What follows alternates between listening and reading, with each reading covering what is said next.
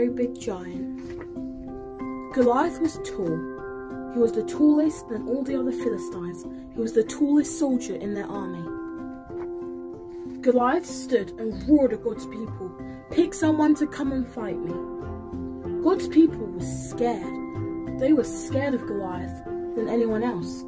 They were the scaredest they'd ever been. David was small. He was smaller than his brothers. He was the smallest in his family. But David knew that God was great. God was greater than Goliath. God was the greatest in the whole wide world. David said to the king, "I will fight Goliath." The king said, "But you are young, younger than anyone else, the youngest person ever here. How can you fight a giant?" But David said, "I may be littlest, but I know that God is bigger, bigger and biggest." So then the king said, "Go, and may the Lord be with you." David had no armor.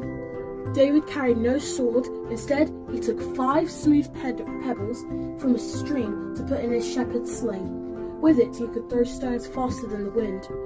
When the very big giant saw little David, he laughed. David said, "You come to me with a spear and a sword. I come to you in the name of the Lord." Ha ha ha. And when this fight is over, everyone will know that God is great. God is greater than anyone else. God is the greatest in the whole wide world, because you will be dead. The giant snarled and charged. He trusted his armor, his spear and his sword. David moved forward. He trusted the Lord. David took one of the 5 stones and put it in its sling. He whirled it around his head, faster than the wind, the fastest he could whirl it. And then, smack! The giant fell to the ground. He was dead. Deader than the dinosaur, the deadest anyone could be.